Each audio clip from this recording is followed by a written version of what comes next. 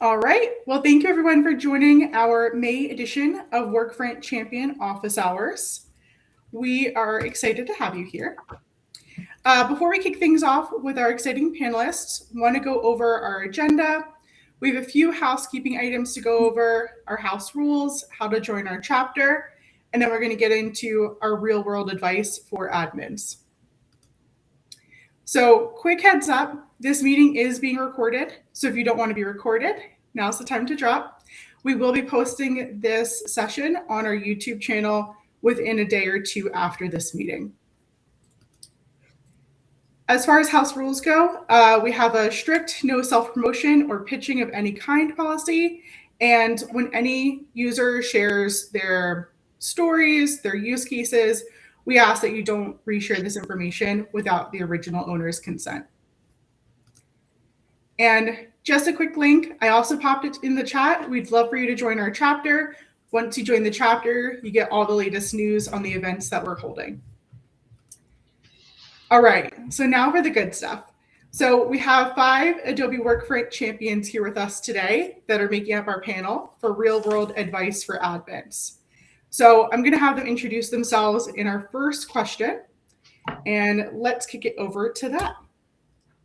So we're going to go in alphabetical order for this and get to know our panelists, and love for them to briefly describe their Workfront role and how their broader Workfront team is structured. So I'm going to kick it over to Autumn. Yeah. Hey guys, my name is Autumn Earl. I'm a lead business consultant at Proficient, just as a background from the Charlotte, North Carolina region. So first and foremost is I'm not a Workfront admin, right? So my role in Workfront as a consultant typically begins with the discovery and assessment and understanding a client's business objectives, operating models, pain points, so on and so forth. So a lot of what I do is partner with businesses and the operations and IT side to create strategic goals into governable and actionable as well as scalable Workfront designs. So that's including leading net new implementations, optimizing existing instances, specifically when it comes to new functions and features that Workfront is rolling out, as well as a lot of redesigning of the governance and operating model. So my Workfront team is not structured at all in this given scenario, or it can, by that I mean it can change from a client to client basis. I have my team that I can work with, so it might just be me of one assisting and optimizing for the client, or I could have a whole team of developers and admins assisting the client as well. Awesome. Over to you, Craig. Great. Thank you. So I'm Craig Peterson. I work for Prudential. I'm a director product owner for Workfront for all of Prudential. I actually don't have full admin access either, like Autumn, but I do act as an admin. Basically, I'm a team of one, and I work very closely with partners in our market and operations area. They're the ones that have the feet on the ground. They work with all our power users. They come to me with whatever they're looking to enhance, create, and whatnot. And then I do have a team of Agile developers as well as Fusion developers. So we kind of work hand in hand, but everything comes through me first. And then we kind of work together to see how best to implement what they are looking for. And I'll get into more of that as we address some of the questions that come up later. Perfect. I'll jump in. I'm a blend between Autumn and Craig. So I'm a former system admin for about 6 years. I was a solo admin, brought in Workfront as the implementation, and then ended up expanding it out into about 13 different teams. Learned Workfront end-to-end, Fusion end-to-end as well. We never had any outside developers. We did end up getting into some group admins and started to expand out a little bit from that direction before I made the shift toward Autumn's side on the consulting. Now I've been in the consulting side for about 2 years, and I'm currently the Workfront and Fusion practice lead at Msphere. We're primarily focused on the FSI space, so a lot of highly regulated industries and things that we're leading through as far as the team is structured. That's typically the role that we're doing. A few other consultants on the team as well, typically developers, to architect and actually build out those systems. Again, very similar to Autumn on the consulting model. Perfect. I'll have you next, Monique. All right. Hey, everybody. I see a lot of names that I recognize, but for anybody I haven't met yet, I am Monique Evans, and I've been an admin for 11 wild years. And most of that journey has been as a solo admin with no group admin. So essentially, everything that everyone else has said is kind of the role that I have. So not only am I like in the system all day, every day, making like small tweaks, but I'm also a little bit like an in-house consultant where I'm having the conversations with the various teams, trying to figure out what process it is, how can we make things a little more structured or streamlined or efficient or what have you. And then I have the fun role of going into the system and actually doing it. So I do have full system admin access, and luckily, I don't do it all alone. I have a consultant that I use to help me with Fusion things, because if I had to do that part too, absolutely nothing would get done. Perfect. So I think we're still missing Erica on the call, but once she joins, we'll have her introduce herself. But in the meantime, we'll get our questions rolling. All right. So first up, what is one key lesson you have learned from being a Workfront system admin? And we'll start this off with Daniel. So I would say my probably first key lesson would be, as you're typically starting in Workfront, you're starting small. You're starting with one marketing use case, something really, really close to what you're doing from a productivity perspective. And when you're doing that initial build, you're very often deciding things based on that small scale. So the biggest lesson I would say is don't just build for the small, because Workfront is going to grow. So build with the global in mind, so that you can not have to go back and rework your processes, rework your taxonomy, so that you're able to say, okay, let's get those portfolios, those object structures, everything else built correctly to start with, which is A, going to let you scale faster out to those other teams, the rest of your stakeholders that you're going to be working with, but also reducing the amount of rework that you have to do as that expansion happens.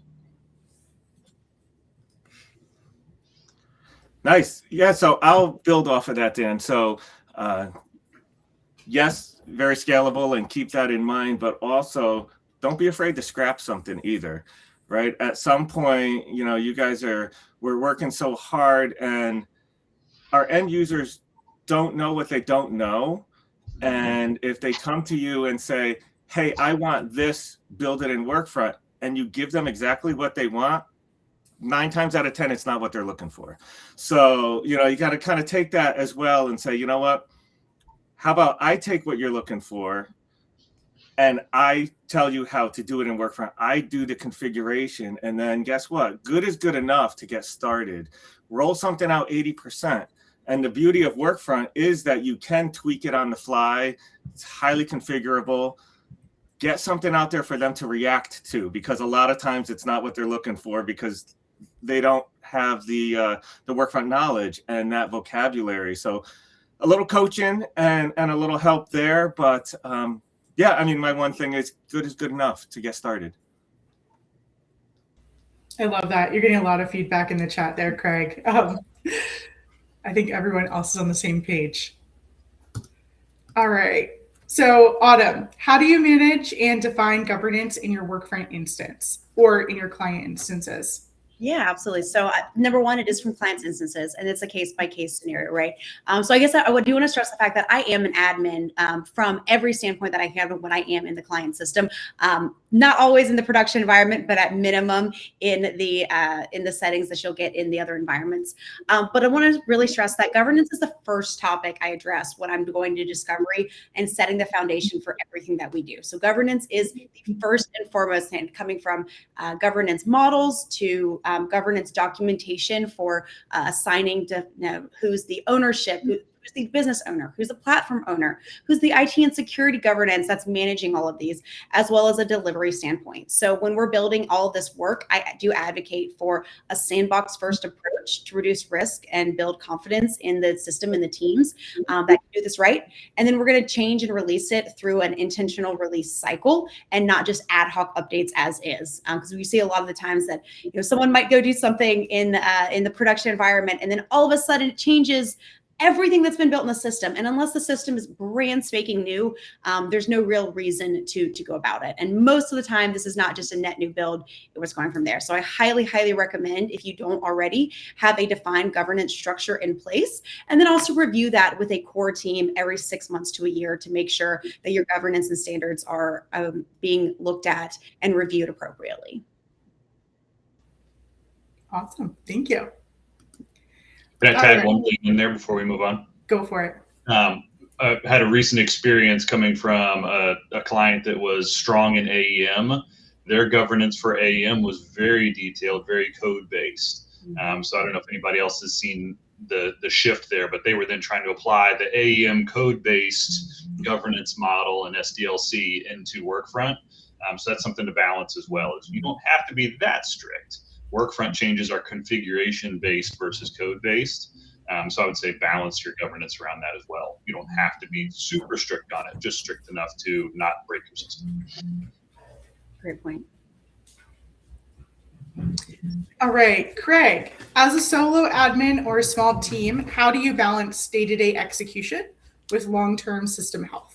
Oh yeah, that's a fun one. So, as I mentioned earlier, yes, a one-man show in some respects, but I do have a lot of people working with me, particularly our marketing operations team. I have one person, she's my right hand, and I'm just going to call her out, Marissa. She is my eyes and ears out on the floor in marketing. And whenever there is a new process coming our way, they work through Marissa, and then Marissa comes to me. She knows way more enough to be dangerous in Workfront, but at the end of the day, it comes over to me. And then we kind of decide, is it configuration or is it customization?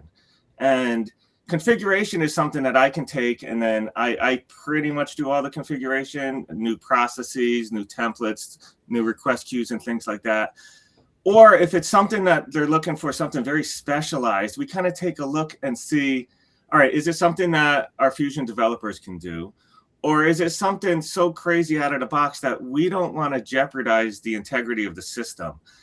We actually have some older customizations that are in Workfront. We started back in 2015 with Workfront. And so we have some customizations in there pre-Fusion.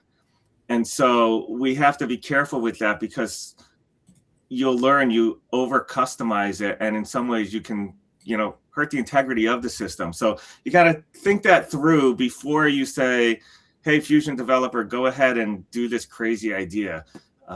We have some amazing stuff. It's amazing what we can do with Workfront, but I always look at that approach, configuration versus customization. What can we do now? What do I have to prioritize and do in some agile sprints in a future PI? So it depends on what they're looking for, how quickly they want it, and go from there. But definitely the partnership with the operations folks and the agile team is key for me. Completely agree that the collaboration across teams is critical for Workfront. Oh, yeah. Especially, and I'll just add to it, it's very important to work with your power users as well. I have Marissa is my operations, right hand, but I have project managers out there that have been using the tool just as long as I have. And so you have to rely on their expertise as well. Completely agree. And definitely want to hear more. We're going to circle back to that topic on how all of you are approaching champions or those power users.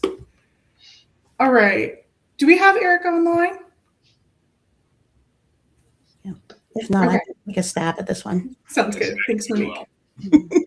You might be better at it, Daniel, but I'll try.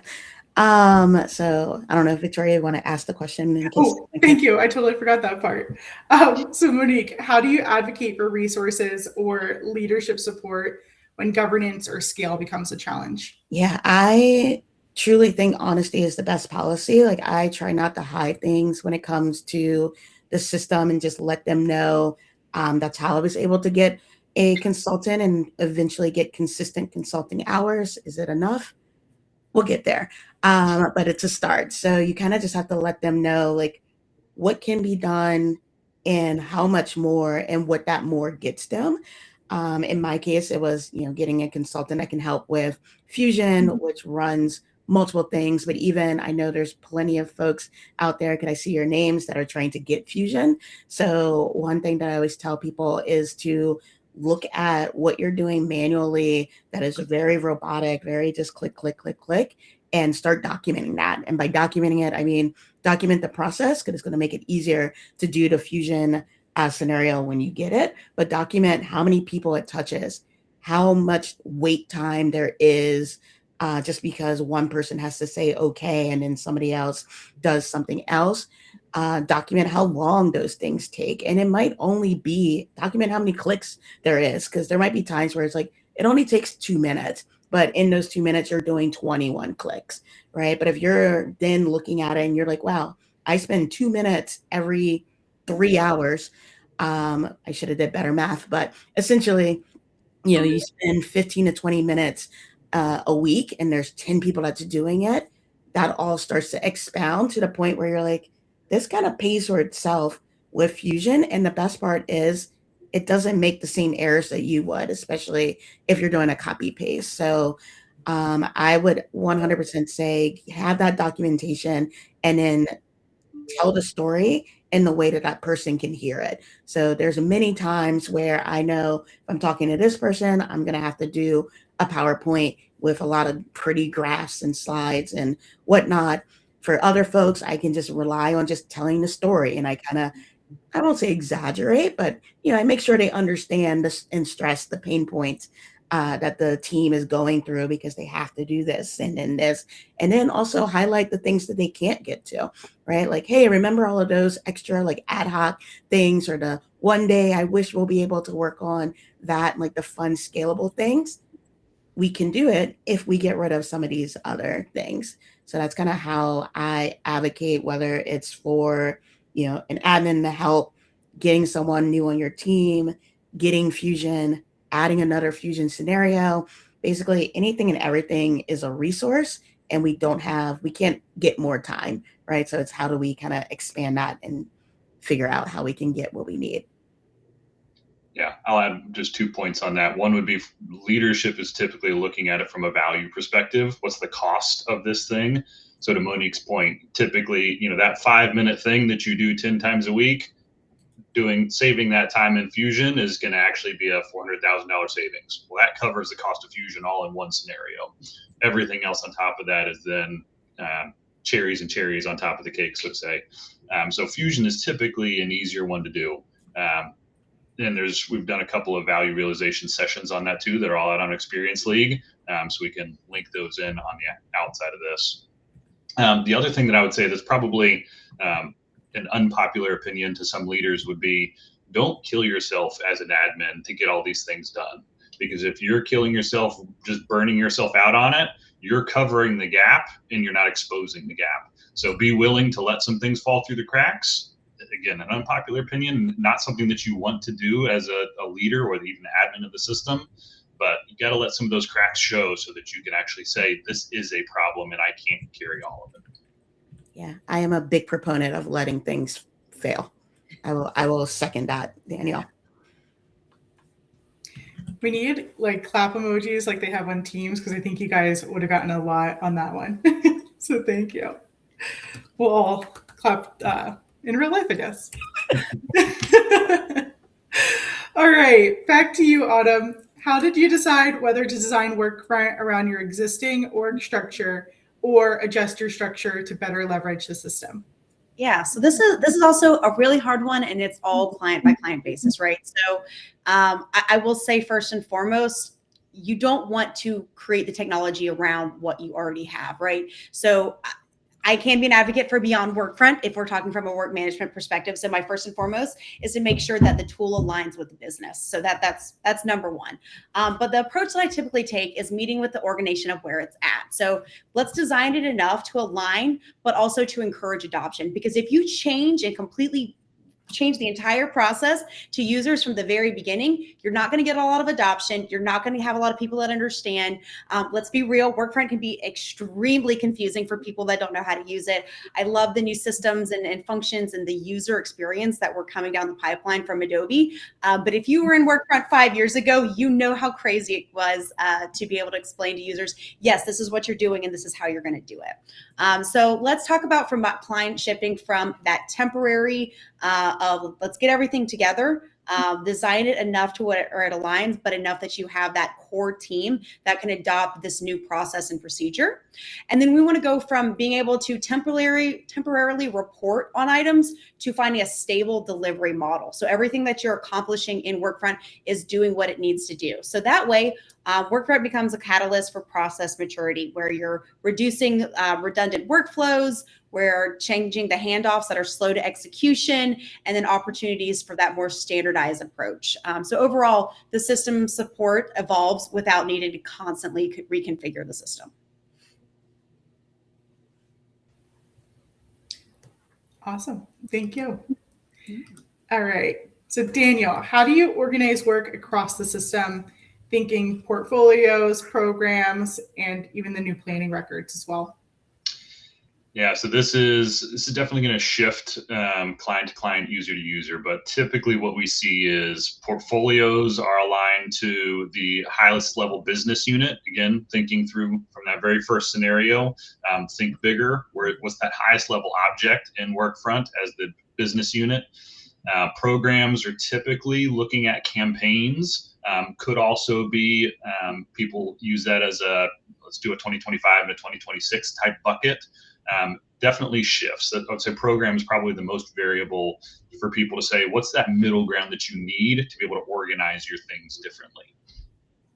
Projects are typically the deliverable. So whether it's a one-to-one as much as possible from a reporting perspective of a project is a social media post, a project is an email, and then the tasks are what are the to-dos that need to happen to actually make that thing come to life.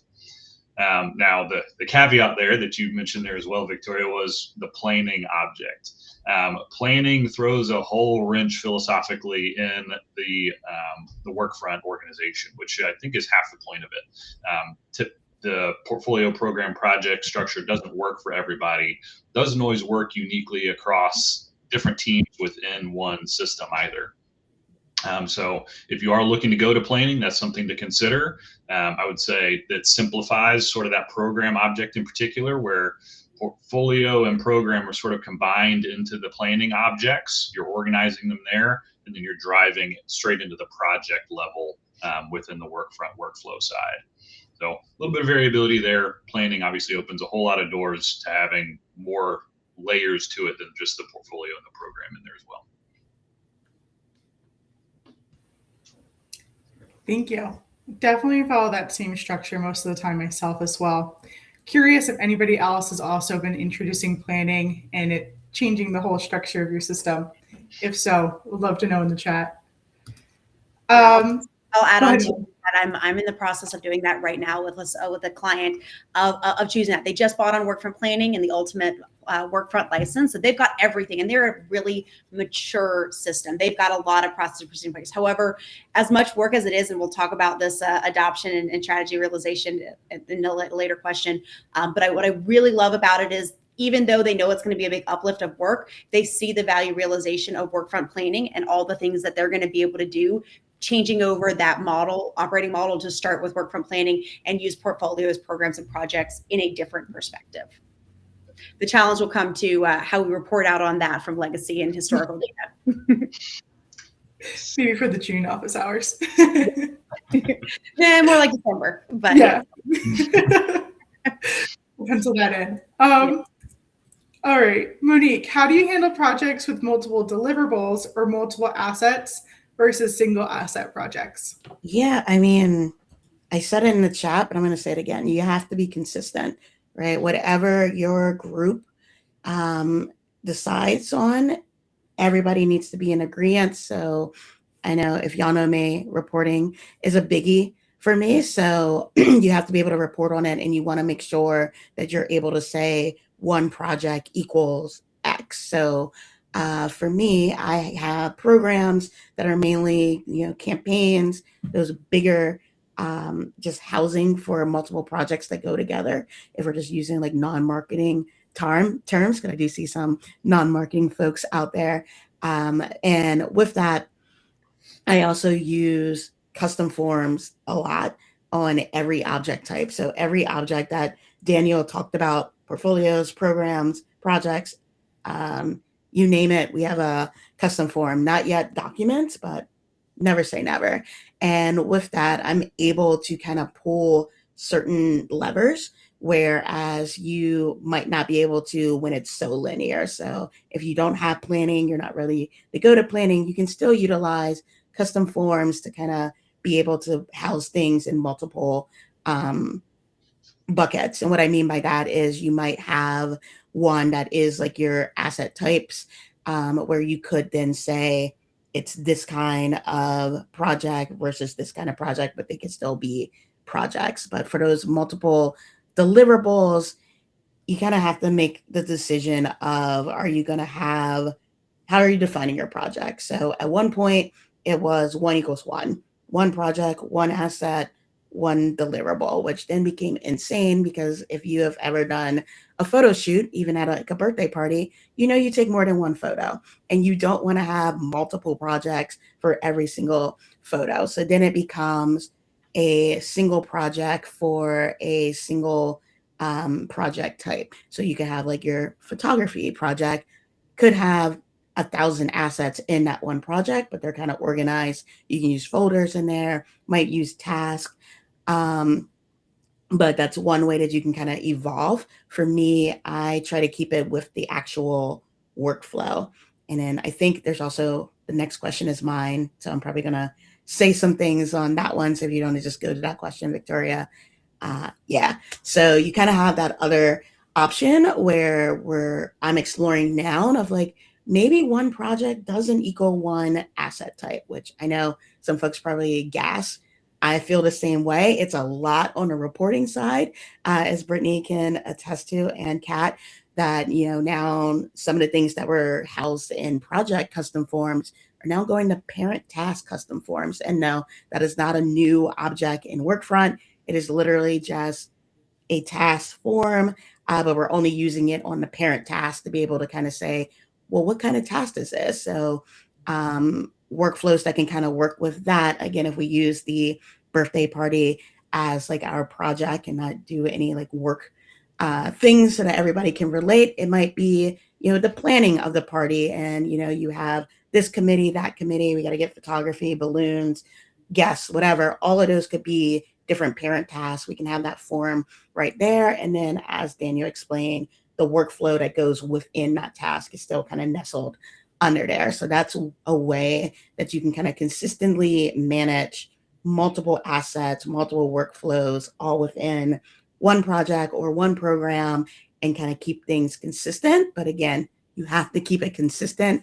Everyone has to know exactly what goes where, how things go. So that's one of those times you're going to want to document and then also train on it more than you probably think is necessary, just to really hammer in, hey, you put documents in the parent task documents section and all your documents go there. Can you see it when you go to projects? Yes. Does that mean that you just stick it right there in projects? No, we put it in the parent task, right? And you kind of teach that to people over and over. They're going to make a mistake. If you can do any kind of fusion scenarios to do that for you, do it. But, the training is kind of what helps it be not complicated. And then also with the forms, name the thing what everybody calls it, right? So if everybody calls it an asset, don't go out here naming it deliverable. If everybody calls it campaign, don't name it, well, I still say keep it called program and Workfront proper, but on your custom form, call it campaign name, right? And I see Daniel nodding and clapping, so I feel like I'm at least on the same wavelength as him, but that's kind of how you're going to make things not complex, even though the workflow is very complicated. And now I'm going to step down from my horse. Training where to put documents is probably something we can all empathize with. All right. That was an awesome 2 questions, Monique. We could probably do a session just purely Yeah. on that. That could take a whole hour. Oh, absolutely. I'm down. Like maybe not this month, but call on me in the future about you. Perfect. We know where to find you. So I'm going to open this floor to whoever wants to answer this, but what role do champions or advocates play in your Workfront instance? I mean, I can jump in quick. Being a Workfront champion has been awesome. It's opened up a whole new avenue for resources, having our Slack channel and just throwing things out there and say, hey, I have the situation. What are you guys doing? It's really opened it up more than just using Experience League and things like that. So with that, it's a great tight-knit group of people. We're all proud to be champions, and we certainly have each other's backs. As far as advocates play in the Workfront instances, I mentioned it earlier with our power users. You definitely have to have those people planted out in the businesses because if you don't have any champions out there, advocates out there in, doing the work, it's going to be hard to drive adoption. It's always key. When a new person comes on board, I can teach them how to use Workfront, from the basics, right? But I can't teach them how to be a project manager in my world because that's their world. They know how to do what they do better than anybody. So definitely have to rely on those power users out in the world as well. And I'll just add a really fun, I would say funny story for me at least. So it was probably 4 years ago. And Monique, I don't know if you remember this. I've been in Workfront for about 1.5 years, 2 years, really started working in Fusion. And we didn't have a Workfront Champions program. I was part of the AEM program at the time, but I was making that transition over full time. And my boss was like, hey, you should reach out to Monique. And I was like, who's Monique? And he's like, oh, she's amazing. She's been on Experience League for years and doing all this stuff. So I think I messaged you on Experience League for about 6 months, didn't hear anything from you, and then finally reached out to you on LinkedIn. You got back to me. You were able to help me solution this one problem that I had. And I just want to say, if I had not gotten that advocacy service, I'm sure I would have figured it out eventually. But what I mean to say that is there's advocates beyond just the champion program, your internal teams. You do have Experience League. You can reach out on LinkedIn. Anyone that you see on this call from either the champions program or otherwise, we're here to help. I see people in our chat that I met with when I went to the Adobe Insiders Tour in Atlanta. So I really just want to preface that the more people you meet in our community, the more you're going to learn and grow where you're at. And thank you, Monique, for helping me all those years ago. And now we just have an even better friendship and work together.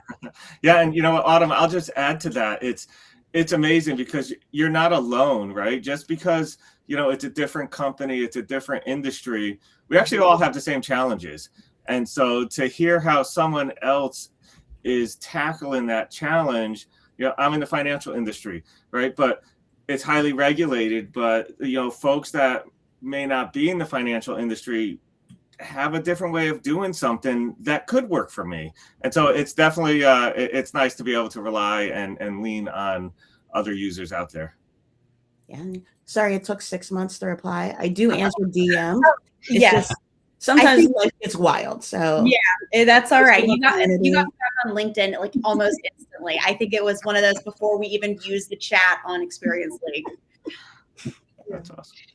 I love that story. Yeah.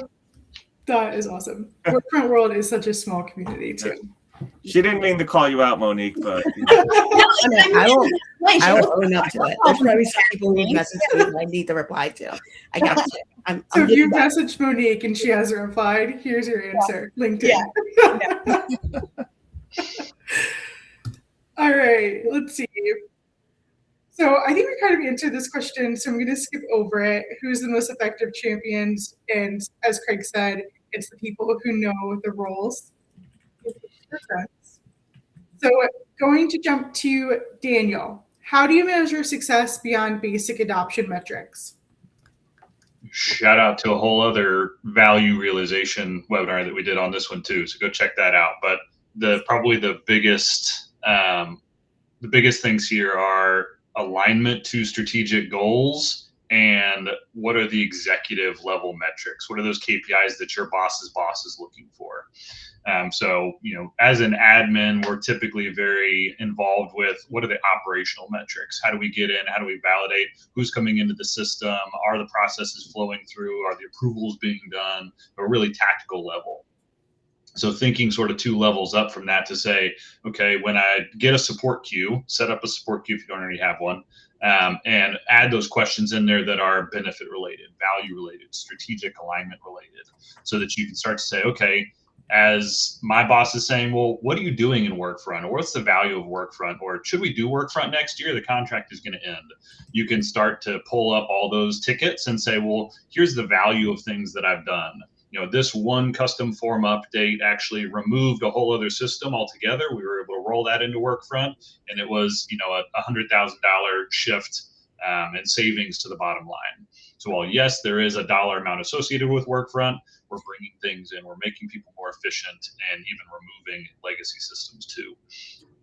On top of that, then, everybody has their own strategic alignments across their pillars. So that's again where your C-suite executives are speaking to.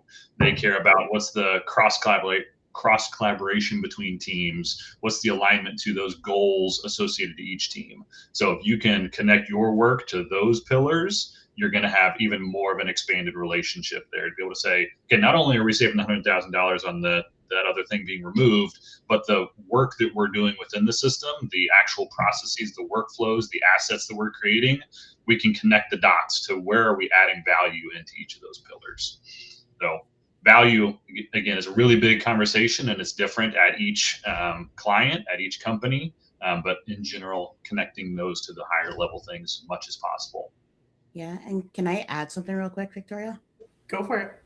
I would also say that it doesn't have to be that the number gets bigger every year, right? Like, know what you are actually trying to do. For me, there was a point where I was like, I want less requests to come in, right? Like, I want people to actually just notice and not have to submit. So I was actually, tracking not only how many training sessions I did a whole like Workfront Wednesday every week, sort of thing for like 2 months, but then also just tracking that, like, oh, hey, after that, it actually made a difference. And the number of like basic requests of like, I don't know where to put this button goes, went down, right? So it's also just like, what do you care about in that moment, as well as like the C-level and higher, but also like, what's important to your team? What's important to you? Awesome. Anyone else have anything to add? All right, next question. All right, so Autumn, what tells you the system is actually working for the business? Yeah, so we kind of just already touched on this, but when the conversation started changing. So when teams start asking you how to use the system, and when they start asking you, how do you optimize this workflow? How am I getting better insights? How do I automate this repeated work? You know that the business is working as it should. Now you're getting to the next level. You're starting to be from reactive to proactive.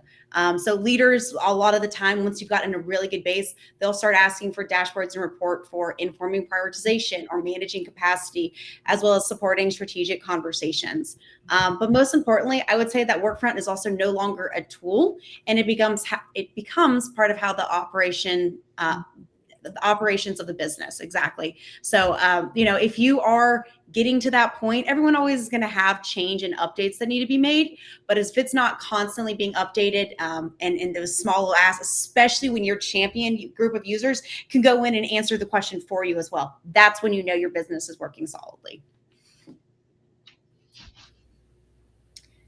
Thank you. All right. So Monique, what role does automation play in your daily work as an admin? I mean, what role doesn't it play? So I'm going to start with just how I live my life, which is if there's a robot that can be my assistant, sign me up, right? So with that, all of you have access to an automation tool that you probably are not using as much as you could and should, also known as the report SYN function. So if you have a bunch of dashboards and reports that you're using to do your admin work, and if you don't, come find me because I will push some onto you. But I can't remember how often I'm supposed to, check to see how many folks have logged in and do my user maintenance and all of those other things. Because again, team of one with a lot of hats. So what do? I set those reports to send to me every 6 months or every 3 months or once a year, however often it's supposed to be per the governance document that also lives in my head. And when it pops up, I go, yep, I need to do that. And then I look at the report, I run it and make it happen. So that's not using Fusion. That's not using AI. That's not using anything special outside of like what lives in Workfront. And that's a lever all of you can use today just to make your life a little bit easier. One other non-Fusion thing that was just recently rolled out was the field validation within custom forms. That's another thing that used to have to be done through Fusion, bouncing it up against a data store or something else. But now you can do that directly within Workfront without Fusion, and it will also immediately catch it. So it doesn't have to be a after send or submit, go look at it. You can catch it directly on the request form. So if you're not using that today, certainly something to do so that you're able to work on a little bit of that data cleanliness before things are submitted. Daniel, just for my transparency and for everyone else's, do you have to have the AI assistant signed on that, or is that exclusively just review? Okay, just want to make sure. Yep. Some people don't have that being into that. Yeah, that's specifically just in custom forms, custom fields. It's a data validation is now one of the conditionals. Gordon's asked me if you could repeat that one more time, make sure we hear that, what you're saying. Yeah. Absolutely. So data validation, data cleanliness is typically a big issue, especially as you have more and more people coming into the system. A new feature, I can't point to it in the release notes, but a recent feature that was rolled out was the ability to actually validate data when it's put into a custom form, whether that's at the request level, at the project level, document level, et cetera. You can do a whole bunch of different things with it, but within the custom form section, I think it's in the conditional logic area, you can say business validation or business logic, and you can say, I need this to be over 5,000. I need this to be, a particular number of characters that should be filled out within this thing. Otherwise, it won't let you submit it. Again, typically things that used to have to be done through Fusion that you can now build straight into a sort of text mode coding within the system. Fantastic. All right. So to segue, Craig, what is one Workfront automation you could not live without and why? Yeah, and I would say maybe not me, but my marketing users, right? I have a Fusion scenario, actually a couple, a project generator, and then an automatic assignment generator. And so think about how in our world, I have a request form that someone submits for a campaign, and then there are multiple deliverables to that campaign. And in my world, it's a one-to-one relationship. And we all know how long it takes to convert a request to a project, attach the template, make all the individual assignments, and then copy that project how many times over, right? It takes time to do that. So we have, first and foremost, this project generator where once this request is submitted, our project managers can go in and say, okay, I want to kick off. We can kick off up to 10 at a time. And then you can go back and do 10 more if you want and 10 more. But you kick off 10 projects at a time and you title each project. You decide which project template is going to go to project 1, 2, 3, and so on. And you hit generate projects. Within a matter of a minute or two, all 10 projects are created. All the data from the request custom form gets mapped over to each one of those projects. And then again, all those templates are there. You go back and then now there is an assignment generator and all our templates are set up with, they're all role-based. And so then I go in and I say, okay, I have a designer role in all of these projects. Monique is going to be my designer. So I put her name in there. And I say, okay, I need editorial. I need a writer. Autumn's going to be that person for all those projects. I fill in all those names and all the roles that I know that are on these projects. And I click save. And again, within a minute or two, all 10 projects, all those roles are set up. It's absolute game changer. It takes a 10 to 15 minute process for one, turns it into just a matter of minutes. And yeah, I would be in a lot of trouble if that were taken away. to be blunt there. If it does get a hiccup, the whole world comes to a stop, and I have to get that fixed. So it's one that we certainly cannot live without, and it's a game changer. Always agree with that. I think any project setup automations are the best to have. Oh yeah. Yeah, and it's funny. We have folks that like new people coming in that have used Workfront at a previous place, and once they see what we have, we're fairly mature with some automations. It's again mind blown when they see it coming from the outside. So yeah, it's pretty cool. Awesome. Well, on that note, Daniel, where do you draw the line between helpful automation and over engineering? Yeah, this is a big one. When you're first starting out a brand new system, it's so easy to say, "Oh, we'll just have Fusion do that. We'll just have Fusion do that." But then you end up, as Craig mentioned, all the legacy things that are in the system after 10 years, and you're like, "Wait, why did we build that again? What's the purpose there?" So I think there's a value concept as it comes to Fusion 2. Just because you can doesn't mean you should. How do you do it within the system using the native tools? Routing is a great example. Routing is fairly easy to do through Fusion. You can expand that and be more complex with your routing, but there are also ways to do it within the native side of Workfront. So always leaning into the native where possible, and then expanding into Fusion as you need to. The other side would be toward what Monique was saying from a value perspective as pertains to, is this a 5-minute task? Okay, if it's going to take me 40 hours to build that Fusion thing, is it necessarily worth the 5-minute task? Maybe not. What's the value play there? But if it's a 5-minute task that you do 20 times a day over the 52 weeks of the year, okay, then it makes that Fusion thing worthwhile. I would also look at what's the longevity of that process. So is it something that's going to be in play for just a little bit of time, or is this something that's good you see being, the future state, the ongoing process for this thing? Granted, all of that said, Fusion can also change. Much like anything else that you build, Craig has very likely updated those processes that are happening from 10 years ago. They're not concrete. They're not set in stone. You can turn off a scenario and start something new, so long as you're able to connect all the dots and report on it in a similar way. But there is ability to flex. It just really comes down to that value play, while also keeping things as simple as possible. You don't want to over-engineer your system, whether directly in Workfront or by then adding Fusion on top of it. Yeah, I'll just echo that quickly. We do have a customization it's a legacy one, and it's going away soon because it was over-engineered, it was over-complicated, and in so many ways very unnecessary in what was done back in the day. And so it consistently breaks.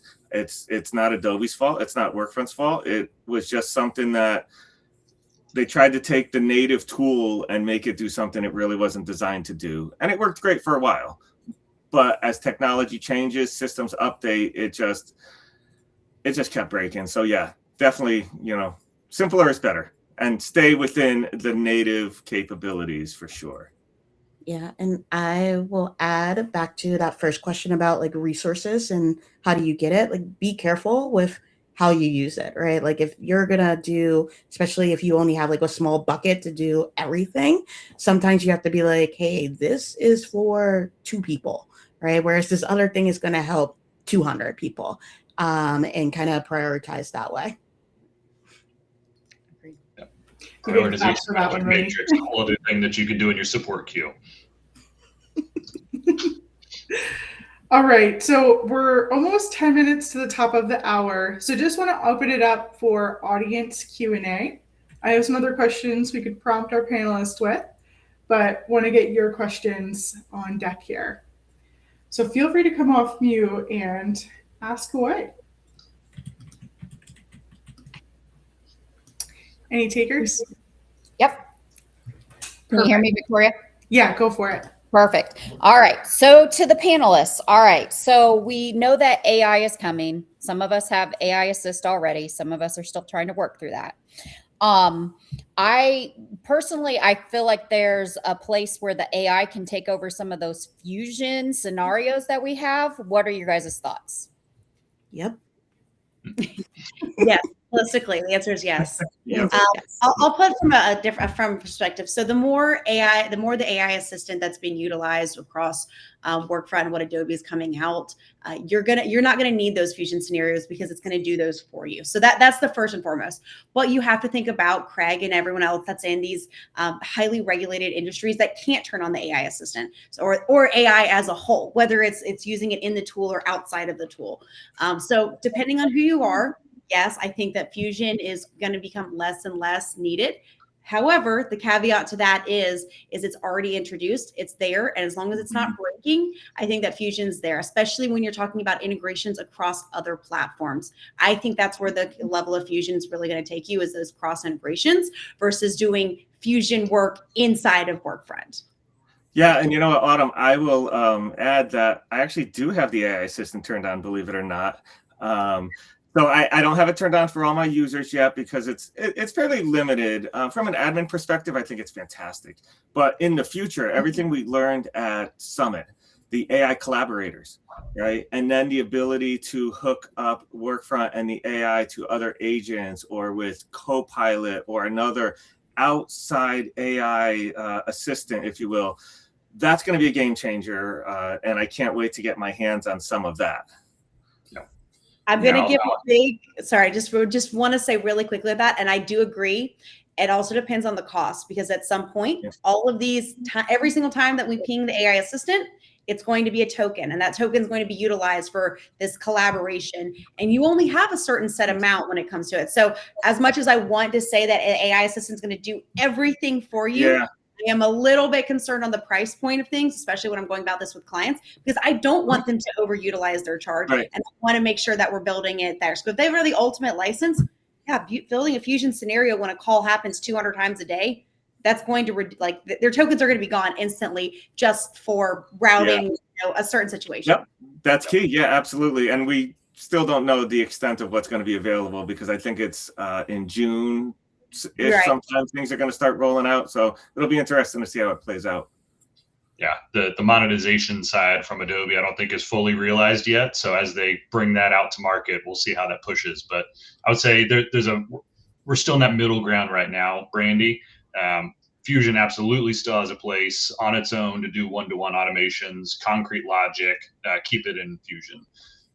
You can also now bring in ChatGPT as a known module within Fusion. So you can start to bring in some of those things and plug in a little bit of AI alongside Fusion, which is a great option.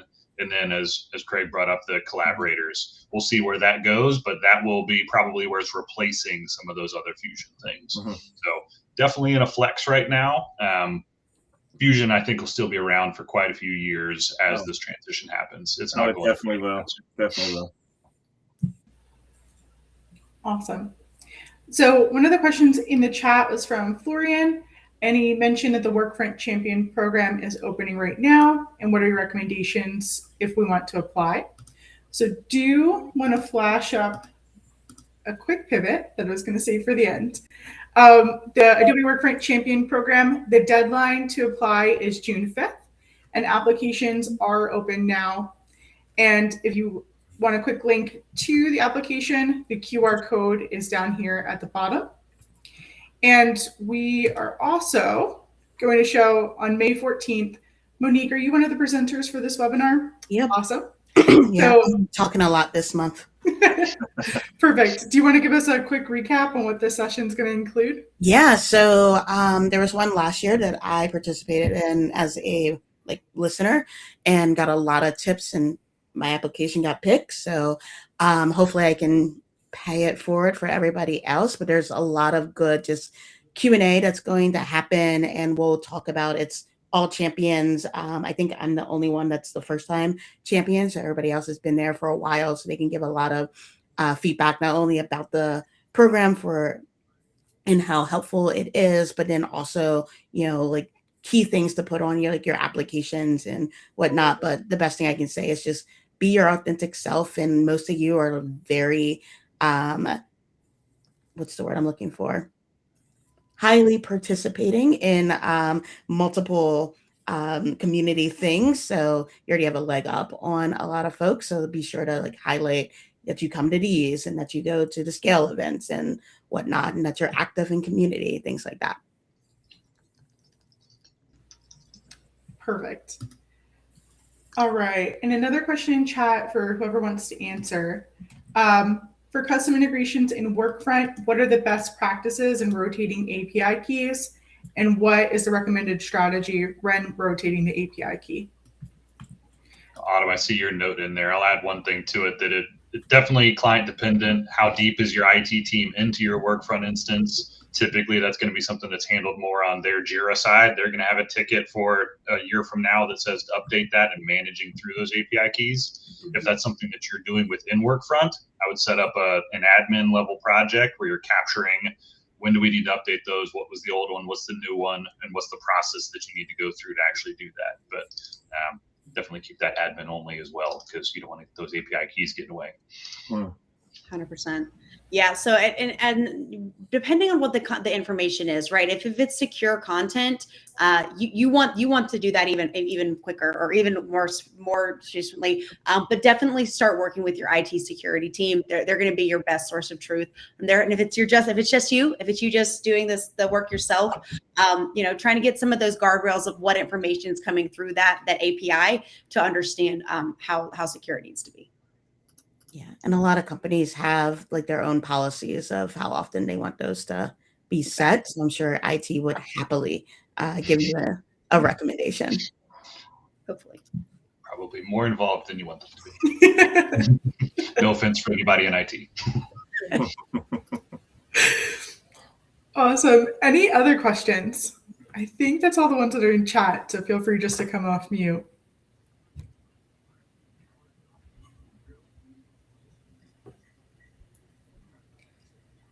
All right. Any last chance? Perfect. Well, we're one more in the nick of time. What is the rule of deactivating users? How much time of not logging in? That's an interesting one, and we actually just created a scenario where the system will look for inactivity for 6 months, especially for a paid license, right? So inactivity for 6 months, and we have a Fusion scenario that sends an email out to the user 2 weeks prior and say, hey, you haven't logged in 6 months, you have 2 weeks. If you don't log in, you are going to be deactivated. And so prior to that, we were just doing it without the upfront notification, and it's inevitable. You shut someone down at 6 months, the next day they need access again. So we came up with this automated approach. So best practice for us is 6 months.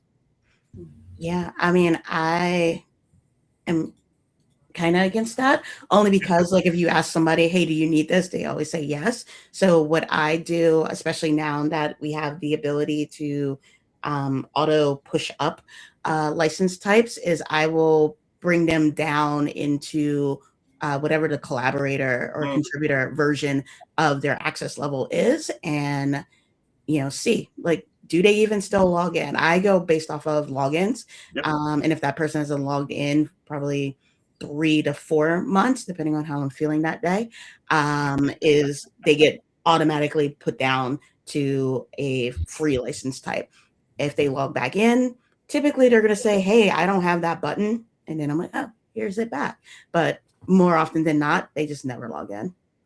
And I'm just curious for you guys, personally, a lot of the clients that I work with, it's all exclusively managed in the admin console. Are you guys doing this work in the admin console, or are you doing this in Workfront, just for everyone else's kind of understanding for those out that use Workfront, use other tools outside of Workfront? Yeah, we are on the admin console, but I do believe that, and again, this is part of my other team, I believe they get deactivated in Workfront first before they get removed from the console, because it's easier to turn back on without deactivating them in the console. Yeah, so that's generally what I've done is, lowest level, Monique, definitely. Yep. I don't typically remove people from the system because I don't want to have to deal with adding them back into the system and you try to go through the SSO. It's not fun, depending on what you have. But yeah, I agree with that. It's good to know. Yeah. And for me, like I run if they are just active emails. So like if they leave the company, then I'm going to catch that and then just deactivate everybody then. But if you're free, you can have Workfront. I don't care. Yep. It's kind of my mentality. So I'm like, yeah, here's this free version. Do whatever you want. Awesome. Awesome. All right. Well, thank you to our panelists and thank you to everyone for joining. There will be a post-event survey. We would love to hear what topics you'd like to see in the future. Help us shape what we want to do each month. And with that, have a great day. Great. Thanks for having us. Bye, everybody. Everybody.